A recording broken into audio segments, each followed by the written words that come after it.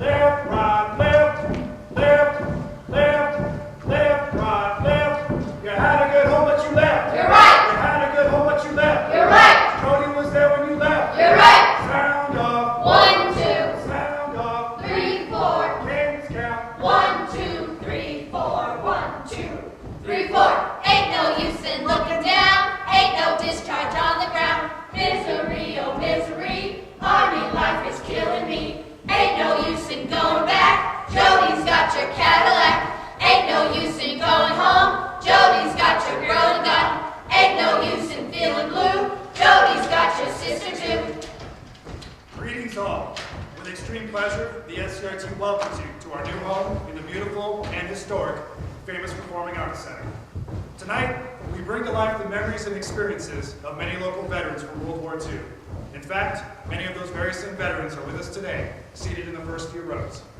Before we begin, it is most appropriate to thank the First National Bank of Trinidad for initiating this important project, and the Board of Directors of the Southern Colorado Repertory Theater and its financial supporters for making today's performance possible. Although we can't include all of the amazing stories of these remarkable men and women, we invite you to visit with them during our intermission. Are you ready? Yeah. Good. Company, halt! Headings! Company of 10, hut! Fall out.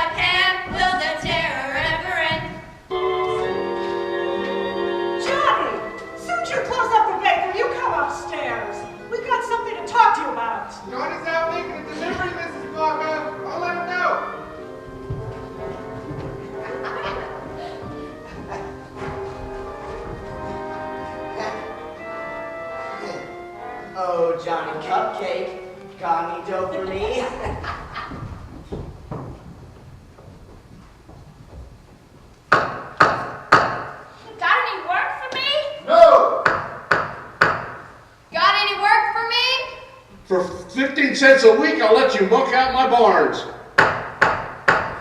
Got any work for me? I'm sorry, and tell your mom I can't extend any more credit.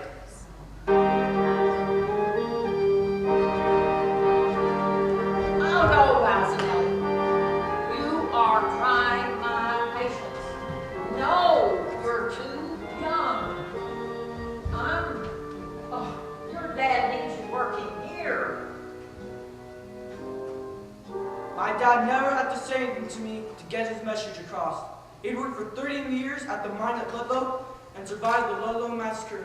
I knew what he expected of me. I'm not signing. And your papa's not either. I am not signing any papers. I still have to take them back. Do you want to take me down to Trinidad? There's the door. Okay. We should care, but what the hell? Impressions between us two will no jobs, no food, no help for us. Just underground from dawn to dusk. Just work and work with no damn luck. Just wishful ways to make some bucks. From school we joined the CCC. 2 years, 2 squares, new skills would give. No other choice but signing up. From camp to camp we had the skills. At 7:50 this morning, Japanese aircraft attacked the U.S. naval fleet anchored at Pearl Harbor. Without warning, an estimated 360 Japanese aircraft dive-bombed and strafed the American battleships and cruisers anchored there.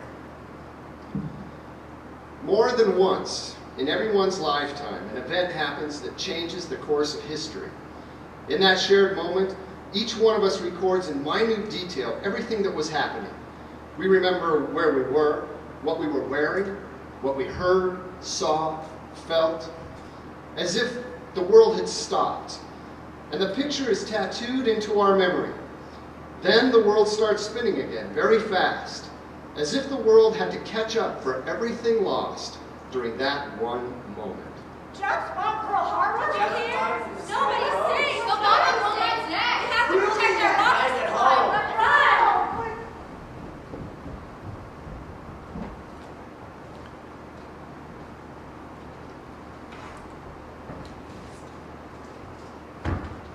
Urban Horncoal, U.S. Navy seaman.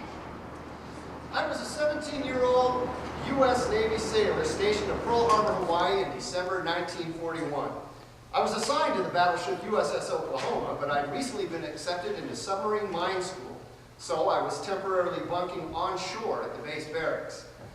It was through that twist of fate that I survived the sudden attack that came early on the morning of December 7th, as Japanese planes surprised the American fleet at dock. The USS Oklahoma was among the 9 battleships hit by Japanese bombs, but I wasn't among the crew members caught below deck. I fell out of bed pretty early that morning, one day before my 18th birthday. It was like any other day, except it was a Sunday. I didn't have to go to work or to school. I leisurely took a shower and got ready to go down to the mess hall for breakfast. The mess hall was packed. After eating a 7:45, I went outside and stood there looking around. It was a beautiful morning, a beautiful day to be in Hawaii. Then all of a sudden, I heard machine guns fire going off. A plane came right over the barracks and shot a quiet roll of bullets. We stood there in amazement at first. We couldn't believe what was happening. I looked up and saw those big red meatballs on the wings. Hell, that's the Japs. No birthday celebration for me the next day. I volunteered for the rescue team. My shipmates were trapped in our capsized battleship. We could hear them tapping on the hull from the inside. Tap, tap, tap. But when we cut open the hull, the water rushed in and flooded. And the guys yelled at us to quit cutting. It was horrible. Just tore my heart out. I think there were only maybe 30 men pulled out. To this day, I can still hear those guys down there tapping. More than 400 guys died on the Oklahoma. It took me a long time to get over the guilt of surviving. I saw enough killing to last a lifetime.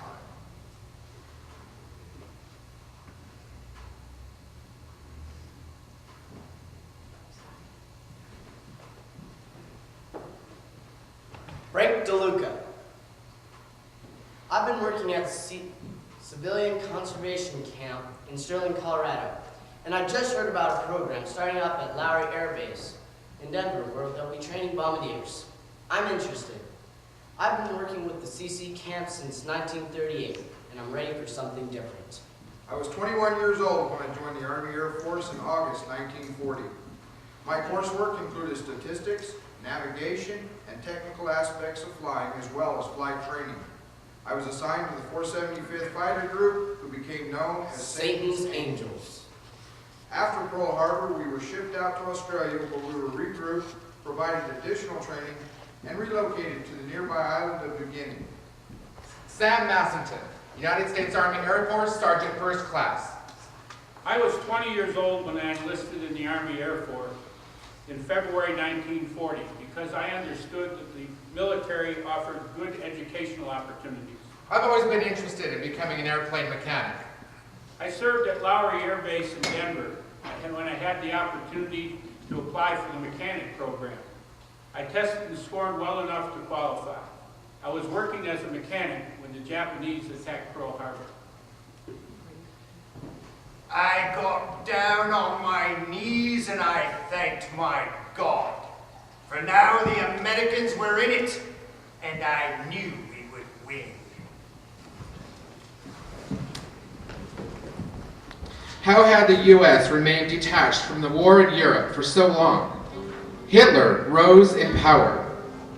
Nazi troops invaded and overpowered Austria, Poland, Norway, Denmark, Belgium, Netherlands, France, Holland, Romania, Greece, Yugoslavia, Soviet Union.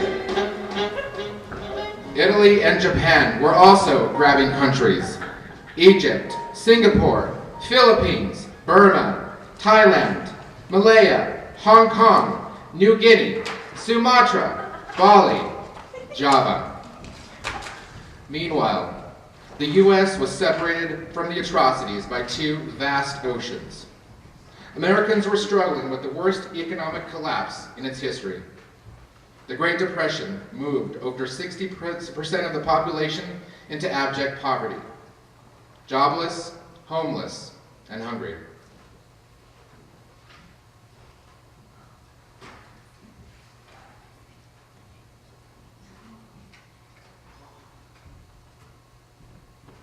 American imperialists, they are decadent pleasure seekers. All they do all day is listen to music. We kill a few, then they will sue for peace. They not sacrifice, no, they break. When the Amerikaners get here, they will be crushed.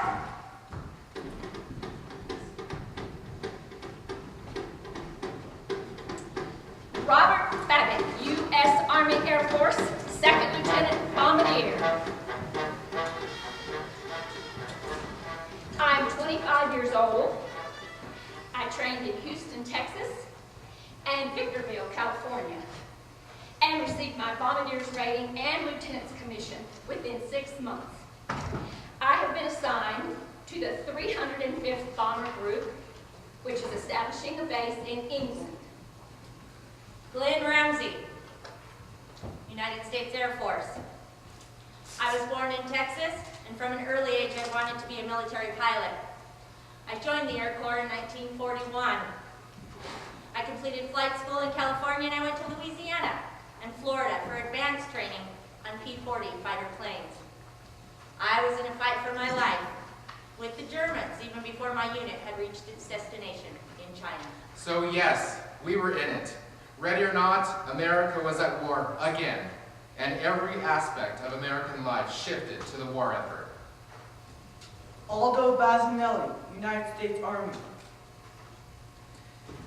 I had to ride from my home in the coal camp in Valorso to Trinidad in February 1944 to enlist. I was too young, but I wasn't going to let that stop me. I've been doing man's work for years by then. I worked for 6 months in the mines and a few years with the CC. Sorry, son. We can't put you in the Army without your parents' permission. Will you get their signature on this form and bring it back to me? Can you do that? Yeah. Here we go. I may have been young, but I wasn't inexperienced. And I sure knew how to sign my parents' names. And I knew in my time in the mines and with the CC had given me good skills that I could put to use with the Army. Ruben Ortiz. Not only did those CC's camps provide us with skills and 3 square meals a day, but they also taught us discipline and how to deal with regiment. When my time with the CC was up, I decided enlisting was the best choice. We'd been at war for 3 years now, and my 3 older brothers were already in. I got advice from a buddy of mine. Hey boss, which branch of service should I join? My brothers are in the Army and the Coast Guard. I was thinking Marines. Marines? Gosh, no, anything but the Marines. That's way too hard. don't join the Marines. So, Ruben Ortiz, which branch should I put down, son? I guess the Marines. Well, I'm sorry. We just filled the last spots for the Marines. I'll put you down for Navy. I didn't get the memo about not signing up for the Marines. When I walked into the enlistment office in Trinidad on June 1st, 1942, the officer took one look at me and said, Hindsight's perfect for the Marines. Name? Louis Cusimano. They couldn't even find a helmet for me that wasn't almost bigger than I was. A lot of us in the Corps were small and fast and tough. They ended up making me a runner. We were instrumental in taking back the islands in the South Pacific that were occupied by the Japanese. Our ships would drop us off and we'd run onto the beaches as fast as we could before being picked off by the enemy. They were hidden behind every palm tree. Our odds were 6 to 1 in getting off those beaches and into the cover of brush. The smaller, the faster, the better. There was no honor in our enemy. They lived by the code of Bushido. That's kill as many Americans as you can and sacrifice yourself to do it. Their glory was in losing their lives in order to kill us. They also felt it was abhorrent and would commit suicide before being captured.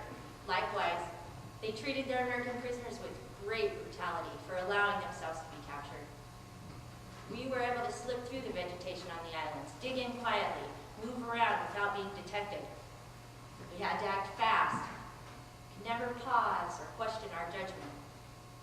One time, on the island of Okinawa, I was getting ready to take out a structure that I believed to hold Japanese soldiers. I was ready to throw in a hand grenade when something stopped me. I waited, and I watched, and a little while later, these little Okinawan kids came running out of this hut. I don't know what made me pause, but I'm sure glad that I hesitated.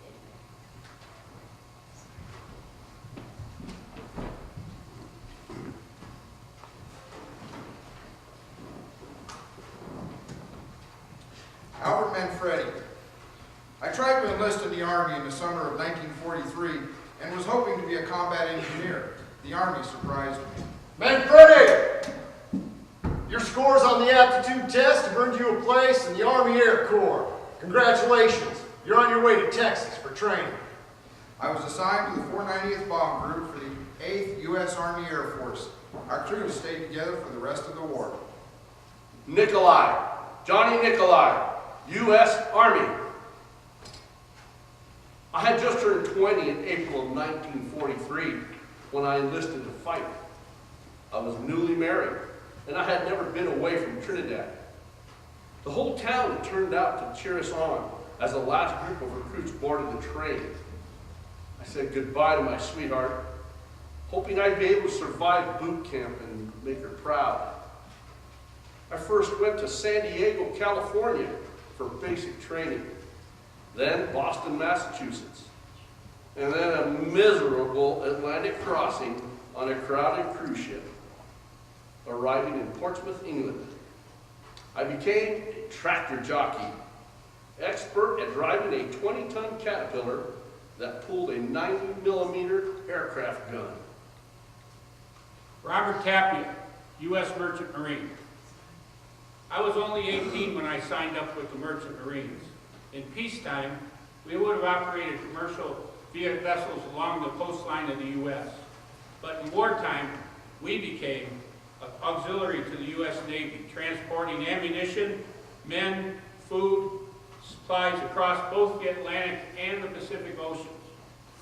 No food, no ammunition, no supplies, no ammo, no troops, no fighting forces. Mental toughness is as important as physical skill for a soldiering war. In training, all emphasis is on creating the toughest, most efficient warrior possible, able to adapt quickly to the most horrific of environmental and enemy circumstances. When placed in duty, though, the soldier spends a vast amount of time doing nothing but waiting. for something to happen, having to be at the peak of readiness without knowing when or if they would have to spring into action. Mike J. Armijo, U.S. Army. I'm fine and dandy, sweet as sugar candy. I joined the Army in February 1941. I get those mixed up sometimes. I'd been in the CC camps fighting forest fires up north. I was old enough to join the Army, so I signed up. After completing basic training in Oklahoma, I was sent back to California and assigned to Fort Ord, where I was stationed when America officially entered the war in December. Our mission was to defend America's coastline from Japanese invasion. We lived in tents away from the base and spent most of our days marching back and forth for 3 years, watching over the ocean, keeping an eye out from coastal artillery batteries. Daniel T. Blust, U.S. Navy. I enlisted in September 1942, shortly after I graduated from high school. My family lived in Sugar Eat Coal Camp near Raton, New Mexico. I was sent to the Great Lake Naval Center in Chicago, Illinois for basic training. I tested out of the machinist school because of the training I received in high school. I was immediately assigned to the USS Halcyon, a transport combat ship, and went right into action on both the European and Pacific theaters during the war. In the aftermath of the bombing of Pearl Harbor, Trinidad also was in a constant state of readiness, expecting that any minute bombs would begin falling on the valuable coal mines that surrounded the city. Every stranger to town was a potential enemy spy.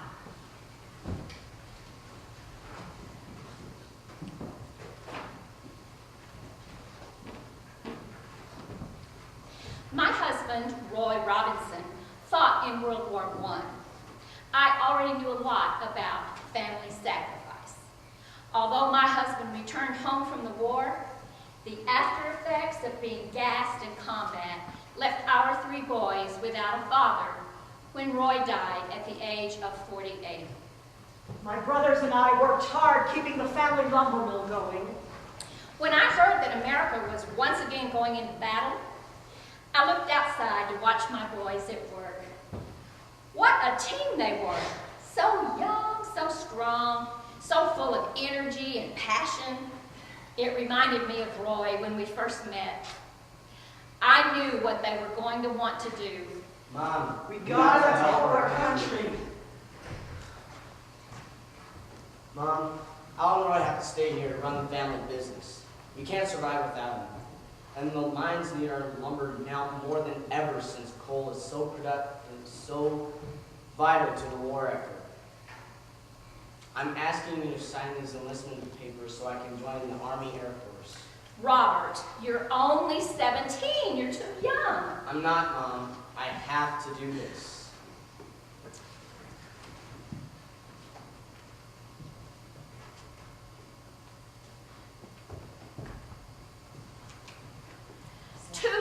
Later, Albert L. Robinson, United States Army.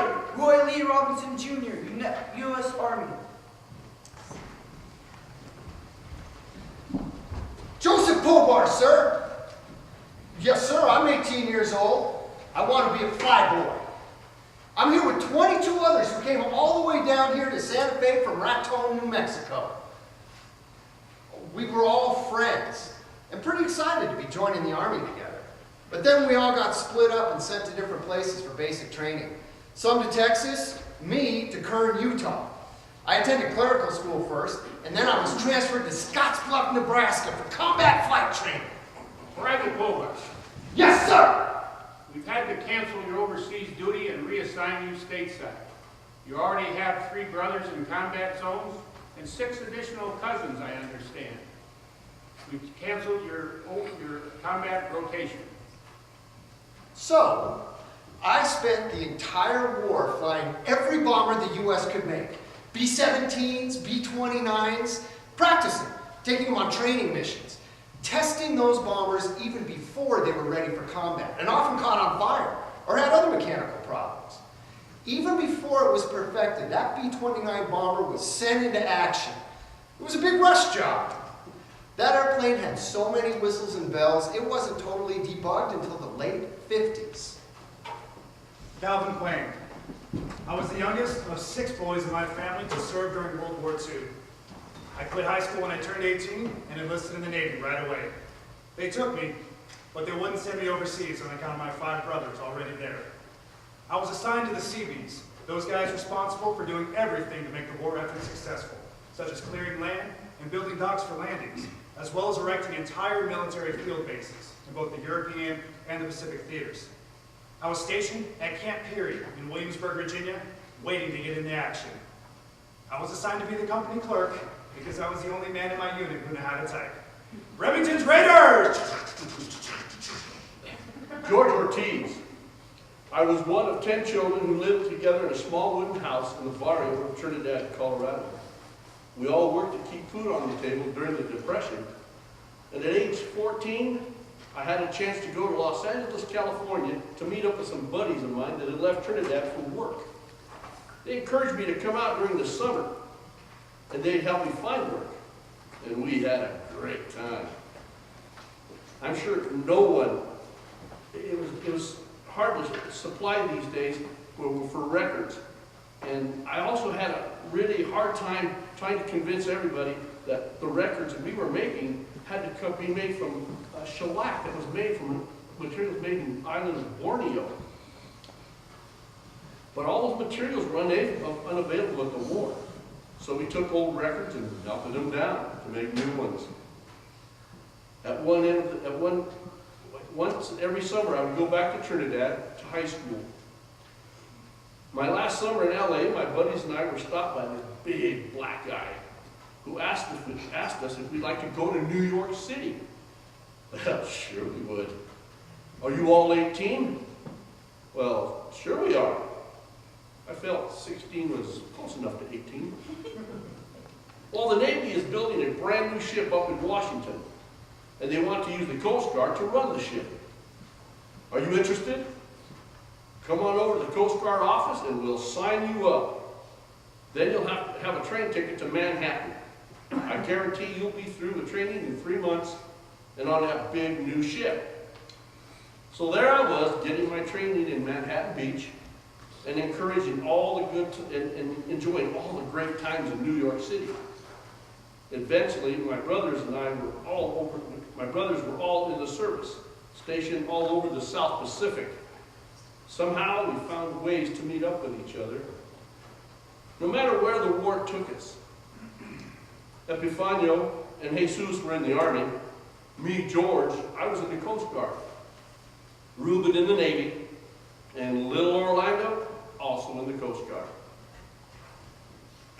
I'm Tony Macchiando, and I own the Golden Rule, a New York store in Raton, New Mexico.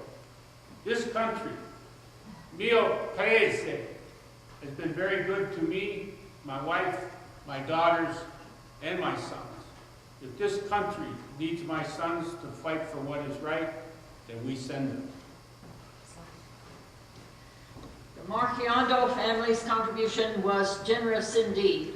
Between 1941 and 1945, 7 Marchiondo boys were in military service. 5 in the United States Army, 2 in the United States Navy. The Trinidad and Raton area always met or exceeded its monthly enlistment quotas.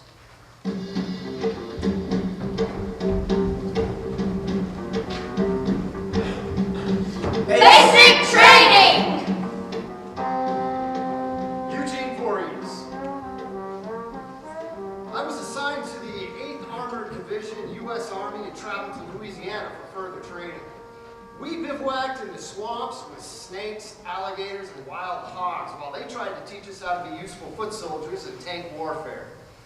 Typing was a very important skill in the Army. Once my sergeant discovered I knew how to type, he immediately made me company clerk, which kept me busy in the headquarters tent. Even though I escaped some of the grueling workouts in the bayou country, there were still unpleasant training exercises that couldn't be avoided. They would fly over us and drop sacks of flour, which represented gas. We had to put on gas masks until the all-clear signal was given. I may have been a good typist, but wearing a gas mask while typing was new to me. Johnny Baca. You know, we all came to the war with special skills learned back home. Mine was being born over a bakery in Starkville, Colorado. When I joined the Navy, I was assigned to a ship. I was told there was a position open in the bakery and asked if I wanted to apply for it. Great. But I made an instant enemy and didn't get the job. My char run as a baker, my loaves of bread outshone the head baker. But the kitchen staff said they'd be happy to have me. So I became a cook, and everything worked out. We had 2,400 people to feed, 3 meals a day. Our ship, the Essex, withstood many kamikaze attacks, mainly because of planning, defense, and the fact that those Japanese planes were so light, they just didn't have the force to penetrate that far into our ship. If our ship would have gone down, we cooks would have been in real trouble because we were way down below deck. And now, those young, innocent boys, many of whom had never been away from home, were, ready or not, sent into action! Sicily, Antioch! Florida, Corregidor! Midway! Guadalcanal! Cherbourg! Citrigine! Bastogne! Saipan! Battle of the Gulf. Petty Officer James Highland of the United States Navy flew Martin PBMs and consolidated PBY-58 Catalinas, which were flying bombers, fixed-wings flying boats.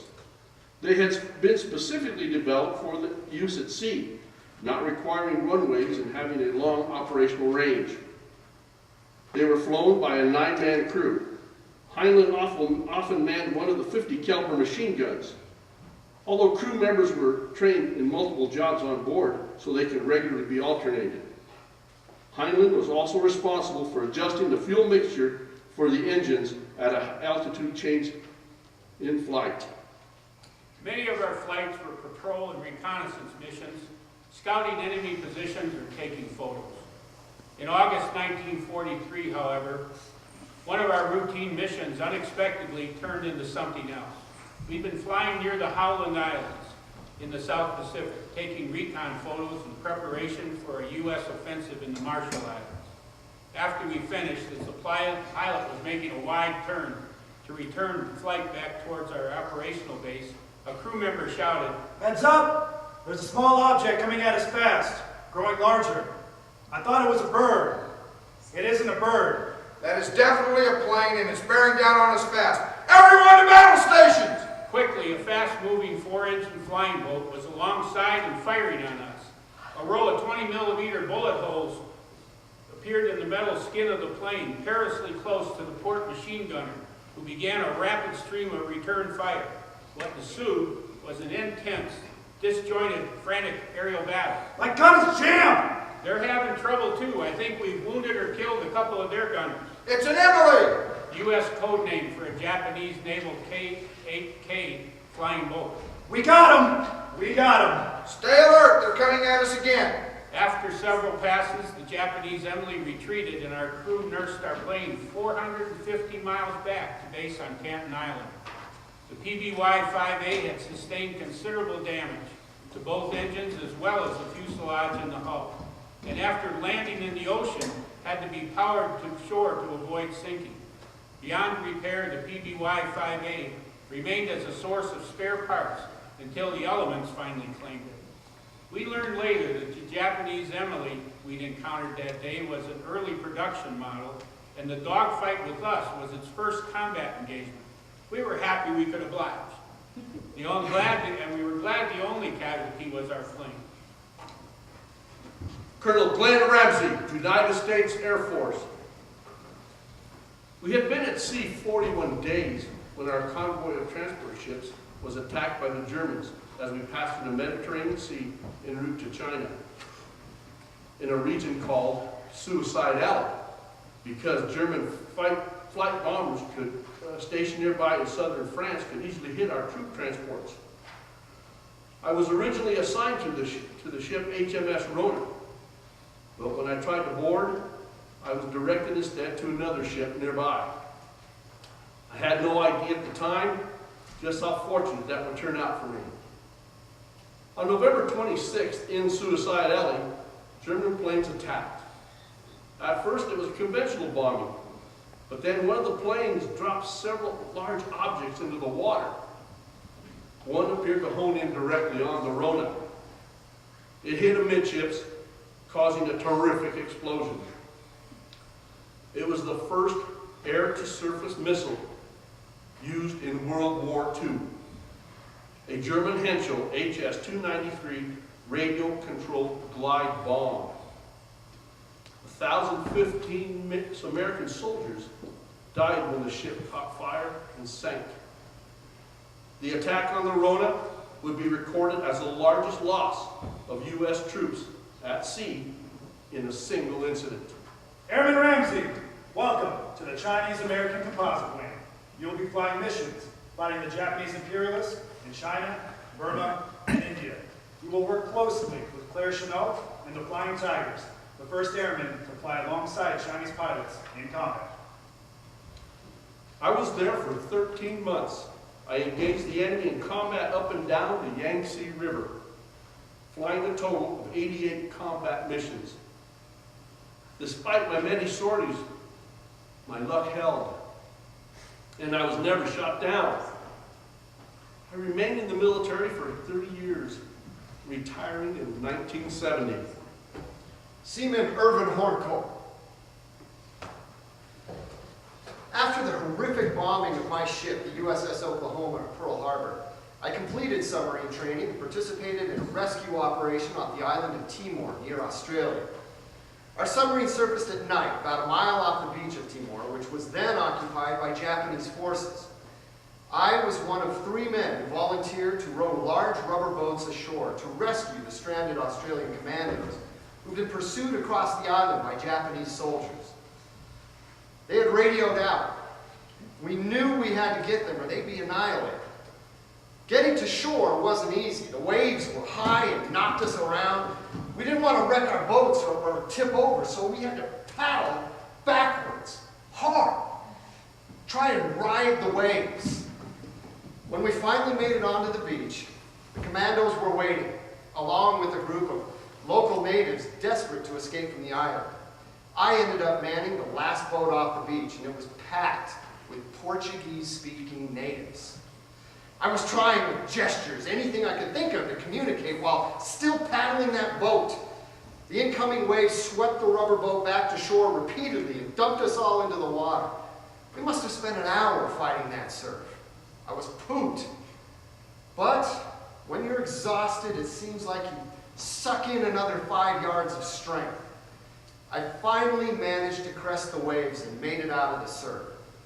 But I noticed that the sky was starting to lighten up, and I knew the submarine had to leave before daylight. I was so afraid they wouldn't wait for us. And I still had to paddle out to the submarine. But somehow we made it. And I received the Navy and Marine Corps Medal for heroic conduct for that rescue. That was a proud moment for me. I gave it my all. I wasn't a bit scared to go to that island. I should have been, but I wasn't. I'll admit, when I was the last guy on the island, left there, trying to get back to the boat, I was wondering if patriotism was all it was cracked up to be. But in the end, I knew it was the right thing to do, and I was proud to do it. That's how most Americans were back then. I was also part of the action in the South Pacific as a member of the U.S. Navy. Charles Latuda. As a young man, I had always been good at and loved languages. My language skills were a great help in my job as a signalman aboard the USS LST-466. Our ship was a support vessel used to transport troops, vehicles, and cargo. The ship was designed to be able to offload its cargo on shore where there was no formal landing structure. The initials, LST, reflected the huge ship's abilities: landing, ship, tank. i.e., once close to shore, the front section of the ship could be opened, a ramp dropped, and a vehicle, such as an armored tank, could be driven from the hold, through the water, directly onto the beach. Men, You will become proficient in 3 new languages. Your ability to send and receive messages using those languages and encrypt and decrypt 5-letter groups may make the difference between victory and defeat in this conflict. You will learn Morse code in your sleep and be able to send a message in code in one hand while receiving and recording an incoming message with the other. When radio interference at sea or security makes voice communication impossible, you will be called upon to use Morse code because the signal will penetrate interference better than the human voice. When radio silence is required, you will revert to signals at night using light shutters and during the day using semaphore flag signaling system. Sending messages through alphabetic system. Any questions, Signalman Latuda? No, sir. I can do it, sir. Thank you, sir.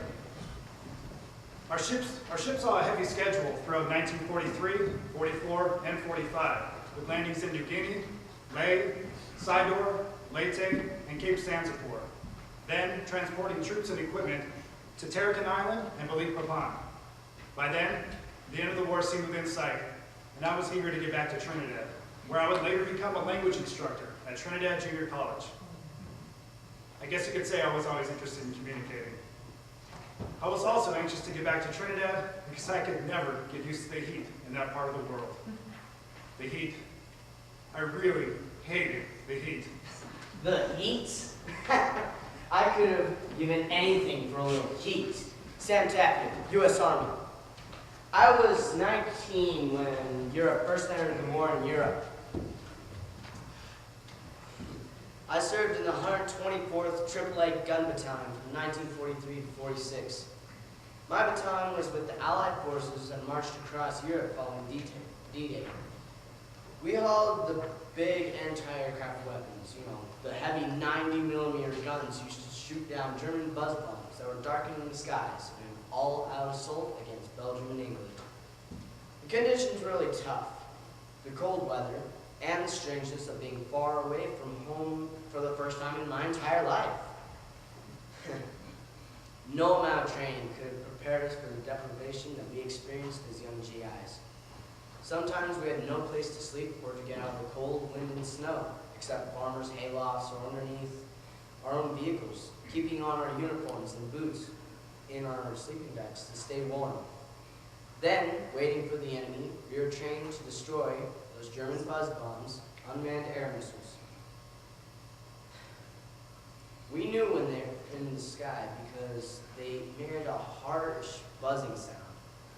The time to fear was when the sound stopped.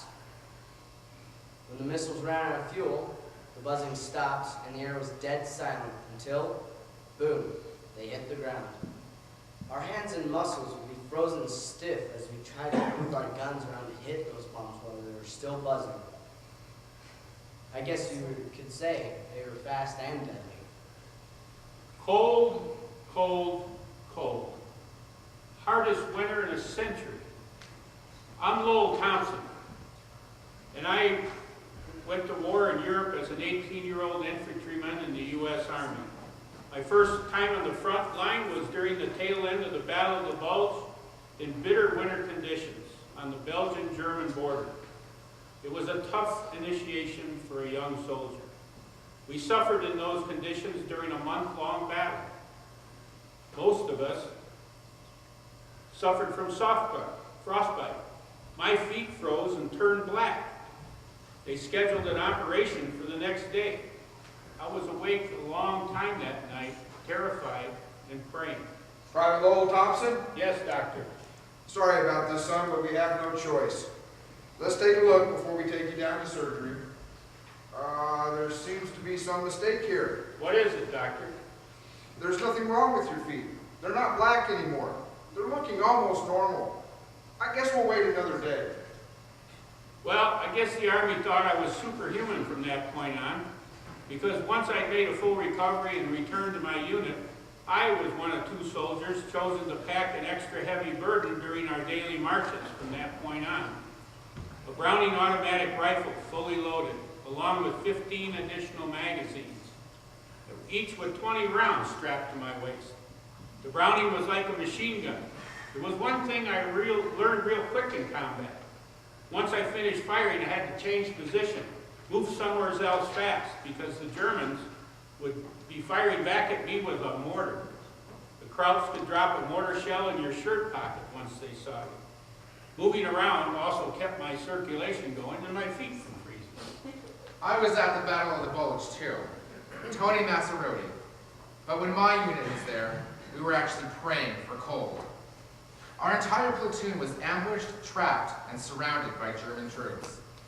The weather had suddenly turned warmer, and the ground was nothing but deep mud. We couldn't walk in it. Our tanks and equipment were totally stuck. We knew we were going to die.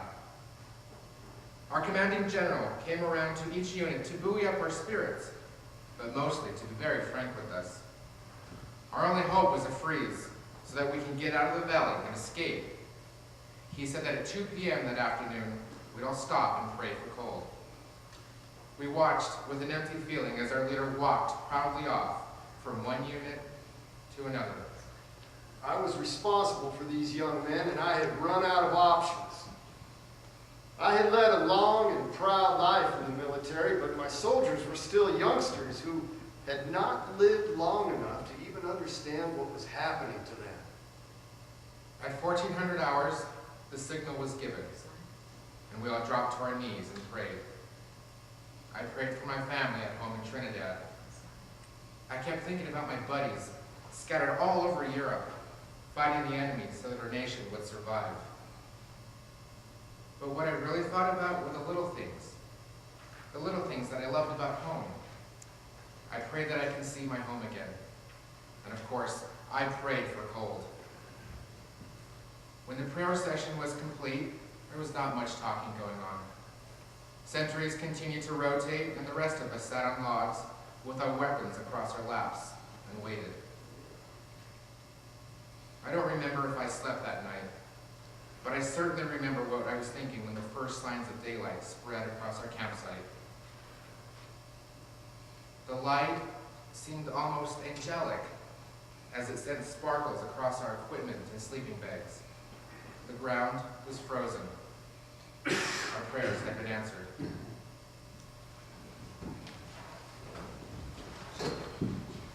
Tony Masseroti, who graduated from Trinidad High School in 1943 and registered for the draft a few months later when he turned 18, was in basic training at Camp Croft, South Carolina with the U.S. Army. He arrived in Europe 6 months after D-Day and was among the replacement troops sent to assist in the pivotal Battle of the Bulge. The Americans had suffered heavy casualties in the fight on the border of Belgium and Germany, where the German army was mounting a furious counteroffensive against the Allied advance. Thick snow and heavy fog prevented effective use of air power, and for a time the Germans had successfully stalled a surprised U.S. Army that hadn't expected the war-weary enemy troops to keep fighting back so hard. Eventually, the Americans reasserted their offensive push forward, but the cost was high. Nearly 20,000 U.S. soldiers died. One of my unit-specific targets was also the German unmanned cruise missiles, those buzz bombs. My specialty was driving the huge Caterpillar tractor that pulled these massive guns used to knock out those bombs out of the sky. The deadly V-1 German flying bomb was a new and highly sophisticated weapon. These unmanned ramjets were wreaking havoc in Britain, causing nearly 23,000 deaths in Britain and Holland alone. Our unit, the U.S. Army 124th AAA Gun Battalion, came across the Atlantic on the ocean transport, then across the English Channel, landing a few months after D-Day, and began a long trek across France and Holland towards Germany. We covered a lot of territory, but most of the time we didn't really know where we were. We just followed the captain, kept our eyes open and watched the skies for the V-1 or planes. Sometimes the going was tough, depending on the weather and road conditions. Maneuvering that rig wasn't always easy, but I managed. We spent most of our time either trying to maneuver those big aircraft guns through the difficult terrain or waiting in position for something to happen. It was very cold. The fog was closing in everywhere, It was an eerie feeling just sitting there, waiting. When we saw something overhead, I would move to my second job as a loader. These guns were massive, sat on platforms that could pivot, and had long, long barrels. The guys would line up behind me, handling along the shell with like a fire brigade from behind. I was the last one to shove that shell right into the breech, carefully ramming it in before the breech block shoved my hand and fist aside as it locked. Then immediately, the next shell was being put in my hands from behind. Always the gunner was turning and re-aiming the gun.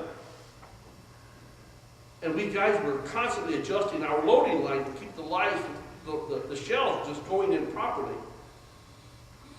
The really dangerous times were when the gunner had to aim that barrel straight up in the air at a fast-moving target. When those shells went up, whether they hit anything or not, something really deadly was falling down on our position. By the time Johnny Nikolai's unit moved into Germany, the need for anti-aircraft coverage had diminished since the German Luftwaffe, or Air Force, had pretty much ceased to exist. We continued to pursue the enemy using our big gun to hit tanks. Driving our Caterpillars and towing the gun wasn't any easier once we were able to move on roads instead of constantly changing terrain. In Belgium, the roads were crowned and covered with ice, which caused the steel tracks on our cats to slide off the road.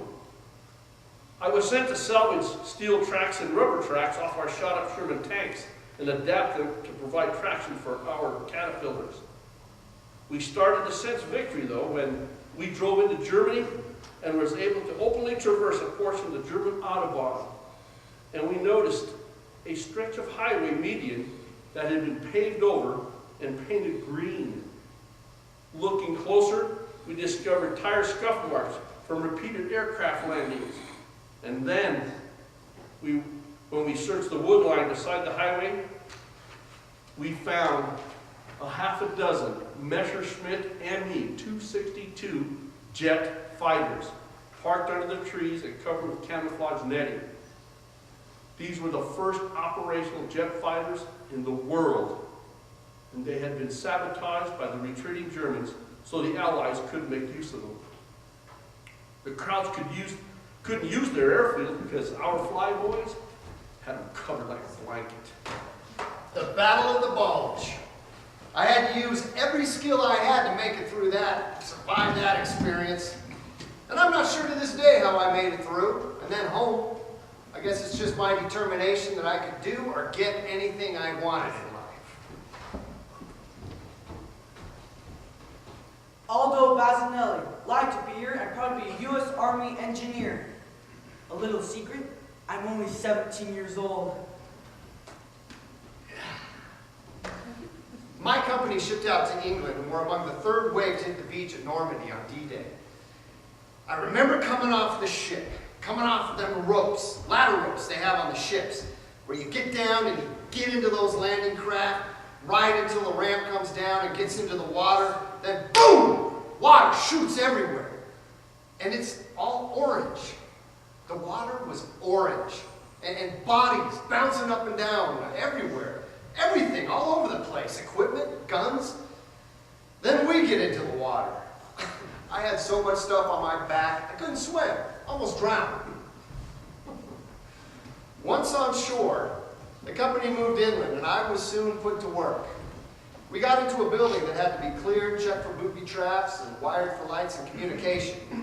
There were electrical problems. Our generator used AC power, and in Europe we were encountering DC current. Nobody knew how to fix it, except me. We can't get any of this to work. Captain, we got no juice over here. Hey, I know to look it up.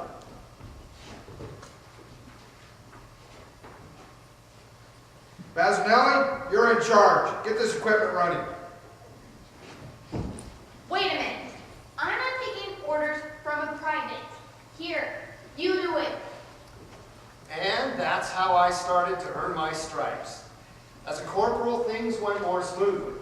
By the end of the year, I earned the rank of tech sergeant and was coordinating the laying of communication cables on the ground in the Ardennes Forest in Belgium as the Battle of the Bulge started to unfold. During the night, the German patrols would cut the lines and we'd have to repair them the next day. But we didn't have radios like today. We had to use wire from command to the front lines.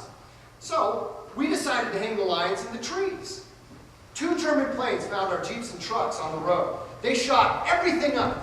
I was way up there putting up the lines and the tree was hit. 2 bullets hit it. And the tree shook so bad my spikes slipped. I had my strap and I got caught. I thought I was gone. I couldn't move. I could hear the guys below. I thought, shit, my leg. I thought blood was going down my legs. I couldn't figure out what the hell it was. I was cold. It was cold, but it wasn't blood.